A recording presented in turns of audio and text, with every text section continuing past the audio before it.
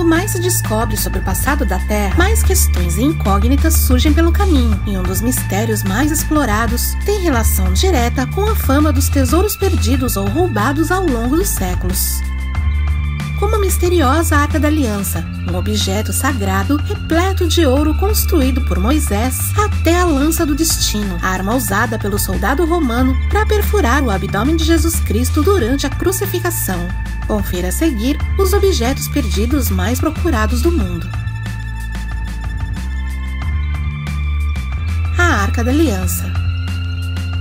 Para os antigos israelitas, a Arca da Aliança era a coisa mais sagrada que existia na Terra, sendo o objeto supremo dos hebreus. Aliás, o famoso aparato era repleto de ouro e os acompanhou por 40 anos no deserto. Alguns místicos dizem que ela produzia o maná, alimento usado por Moisés e seu povo. A Arca da Aliança sumiu depois do ataque dos babilônios a Jerusalém em 607 a.C. Desde então, ela nunca mais foi vista. Uns dizem que os próprios hebreus a esconderam, outros afirmam que ela foi destruída. Já os mais fiéis acreditam que Deus levou a arca para o céu. Será? O Tesouro dos Cavaleiros Templários. Em 1307, o último templário, Jacques de Molay, foi perseguido pelo rei Felipe IV na França, fazendo com que o mistério sobre o paradeiro de todo o tesouro dos Cavaleiros Templários tornasse motivo de uma busca frenética pelo mundo. O nome completo da ordem era a Ordem dos Pobres Cavaleiros de Cristo e do Templo de Salomão, fundada na época das Cruzadas, por volta do século XI, com o propósito original de proteger os cristãos que voltaram a fazer a peregrinação a Jerusalém após a sua conquista. Contudo, muitos iniciados no assunto sabem que a verdade não é essa. Eles tinham objetivos a mais nessa empreitada. Depois da morte de Jacques, o que levou à dispersão e sumiço de muitos templários, o tesouro deles, assim como a frota, nunca mais foi visto no planeta. É óbvio que o rei Felipe IV ficou muito furioso com isso. De acordo com algumas lendas, todo esse tesouro teria sido usado para financiar a independência dos Estados Unidos. Mas quem acredita nisso? O Tesouro Perdido de Napoleão. Ao abandonar a cidade de Moscou, o ilustre Napoleão levou consigo alguns carrinhos de ouro, objetos de valor e uma coleção de armas antigas. Contudo, devido aos ataques que seu exército sofria constantemente, ele foi deixando um pouco das riquezas pelo caminho, com o intuito de fazer suas tropas andarem mais rápido. Historiadores sugerem que Napoleão continuou a puxar carroças pelo menos até o rio Berezina, na região russa do planeta. O primeiro tesouro foi encontrado no rio Nara, mas os outros ainda estão perdidos. Para quem quiser procurar, basta se aventurar nas aldeias Zarnovka e Velisko, Lagos Caspia, Svaditskoye, Semlevkoye e no distrito Demidov, na região Smolensk, na Rússia. A Pedra Filosofal.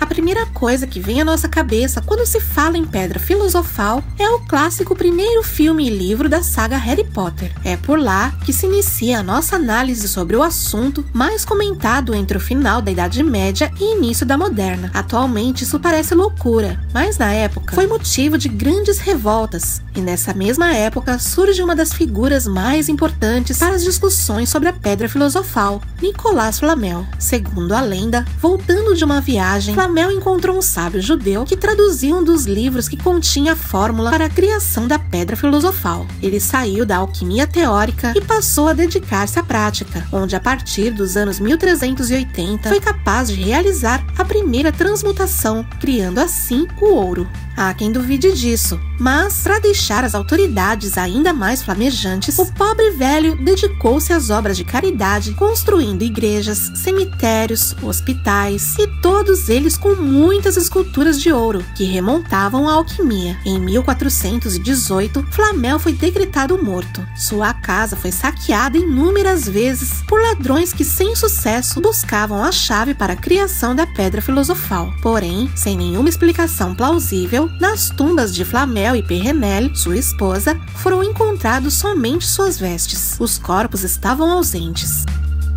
Isso foi a gota d'água para o surgimento de novas conspirações a respeito da existência da Pedra Filosofal. Agora, não apenas ouro. Acreditava-se que o dito morto foi capaz de produzir o elixir da vida longa e, com isso, ter salvado sua vida e de sua esposa.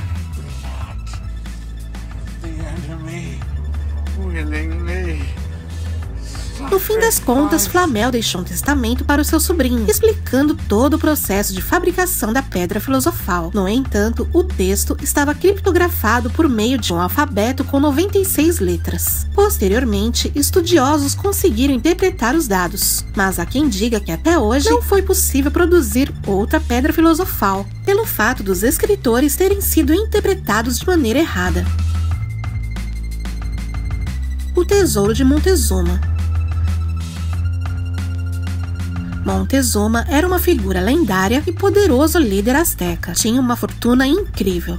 Em 30 de junho de 1520, Hernán Cortés e seus soldados assassinaram o imperador, roubando toda sua riqueza. Contudo, a população não deixou barato, cercando os assassinos e tentando impedi-los de fugir com ouro. É óbvio que um grande combate foi travado, fazendo com que os moradores locais recuperassem parte das joias. Mas grande parte do tesouro saqueado foi perdido e nunca mais foi visto. Quem quiser procurar, deve chegar à cidade de Kanab, em Utah. Em 1914, o garimpeiro Fred Crystal encontrou uma gravura feita do lado de um penhasco que combinava com uma marcação em um mapa de tesouro antigo que supostamente conduzia à fortuna de Montezuma. O mapa foi decifrado por um descendente do grande líder asteca e depois de algum tempo, eles conseguiram encontrar um sistema de cavernas e túneis que atravessavam a montanha em Kanab. O lugar estava cheio de armadilhas, mas nenhum tesouro foi encontrado. A fortuna de Lima. No século XIX, diversas guerras começaram a ser travadas na América do Sul, visando o fim do colonialismo existente. Durante o domínio da Espanha, a Igreja Católica conquistou uma grande fortuna na região, e claro que eles precisavam de um local seguro para guardar o tesouro dos chamados rebeldes. Com isso, William Thompson foi encarregado de levar diversas estátuas de ouro, joias, diamantes, coroas, pratas e mais um monte de riquezas para bem longe das guerras. O valor estimado era de 300 milhões de dólares. Contudo, William e sua tripulação não resistiram à tentação e mataram os guardas católicos, tomando as joias para eles. Depois do ocorrido, eles foram parar nas Ilhas Cocos, na Costa Rica. Enterrou o tesouro com a intenção de recuperá-lo dias depois. Porém, eles foram capturados e apenas 2 integrantes não foram para a forca, sendo obrigados a revelar o lugar secreto em que o tesouro estava. No final, William e seu capanga fugiram e nunca mais foram vistos no planeta, muito menos o tesouro perdido. A Lança do Destino.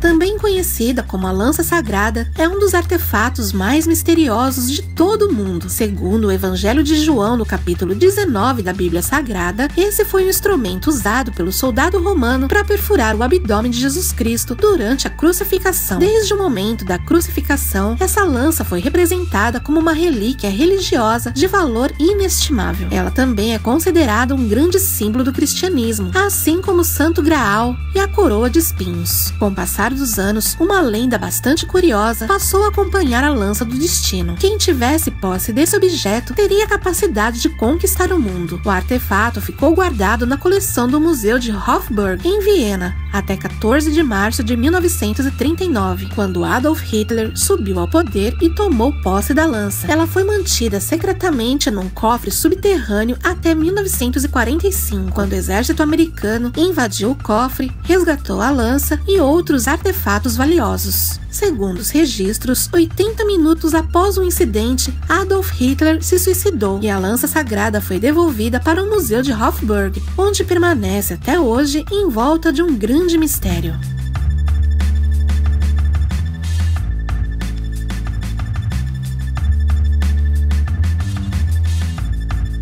Obrigada por assistir. Se gostou do vídeo, deixe seu like aqui embaixo e inscreva-se no canal caso não seja inscrito. Você também pode deixar seu comentário avaliando o vídeo.